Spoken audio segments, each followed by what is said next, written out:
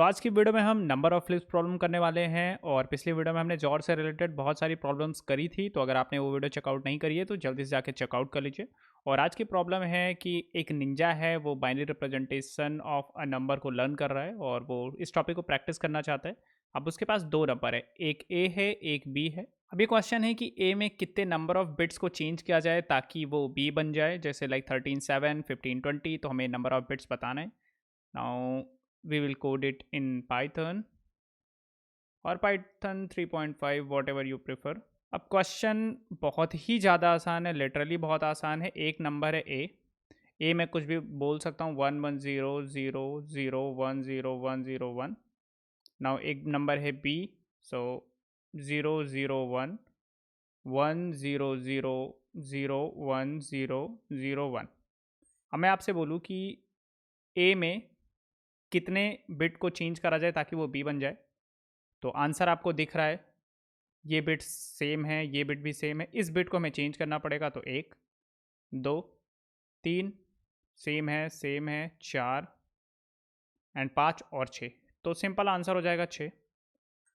कोई दिक्कत नहीं। ए और बी मान के चलते हैं 32 बिट के नंबर हैं, तो एक लूप चला देंगे 32 टाइम्स, लूप 32 टाइम्स, और हर एक बिट पे हम चेक करेंगे कि क्या ए का जो बिट है ये सेम है क्या बी के बिट से।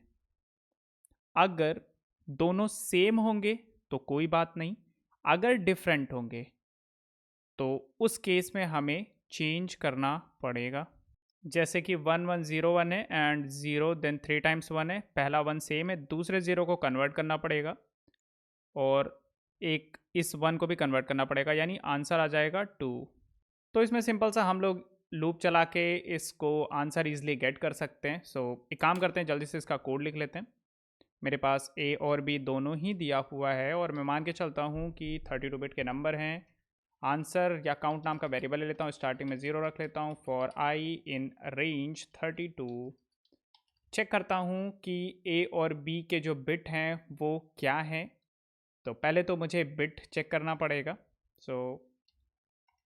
बिट जो है मेरा, बिट फॉर ए में बोल देता हूँ, ये मेरा क्या होगा, दिस विल बी 0 अगर ए एंड 1 लेफ्ट शिफ्ट आई। अगर ये पॉजिटिव है तो ये 1 होगा, एल्स दिस विल बी 0। ये ए के लिए बिट हो गया।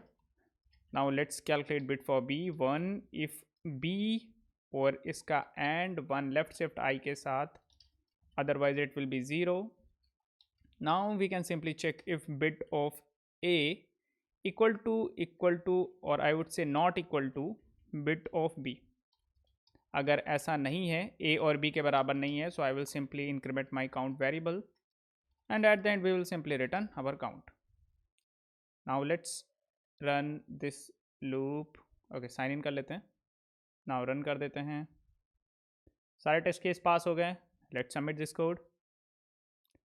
अच्छा तरीका है, log n में कह सकते हैं सोल्यूशन आ गया। एक और तरीका है, तरीका ये है कि हमें पता है कि जो जॉर होता है वो क्या करता है, जॉर मेरा सेम पे 0 देता है और ऑपोजिट पे ये 1 देता है। तो अगर मैं ए और बी का सिंपली जॉर निकाल लूँ तो ये यहाँ पे 0 0 1 1 1 0 0 1 0 1 1, एक नया नंबर फॉर्म हो गया सी। अब मैं इस सी में नंबर ऑफ सेट बिट्स निकाल लूँ, ये भी मेरा आंसर हो जाएगा सिंपली। मैं सिंपल जॉर ले लेता हूँ, सी वेरिएबल बनाता हूँ, c is equal to a XOR b. अब मैं यहाँ पे सिंपली लूप चला लेता हूँ कि वॉइल सी ग्रेटर देन 0। हम simply number of set bits निकाल लेते हैं और उसके लिए हमने एक तरीका पढ़ा था, c is equal to c XOR c minus 1। इससे हर बार एक सेट बिट कम हो जाएगी और काउंट हर बार इंक्रीमेंट करते रहेंगे और at the end return count. ये काफ़ी आसान तरीका है as compared to previous one. Okay, now let's submit this code. Solution ये भी लॉग n का ही है। तो ये थी आज की प्रॉब्लम। नेक्स्ट वीडियो में हम लोग सिंगल नंबर 2 की प्रॉब्लम सॉल्व करेंगे। बहुत ही प्यारी प्रॉब्लम है और देखते हैं। चलो मिलते हैं अगले वीडियो में, तब तक के लिए बाय।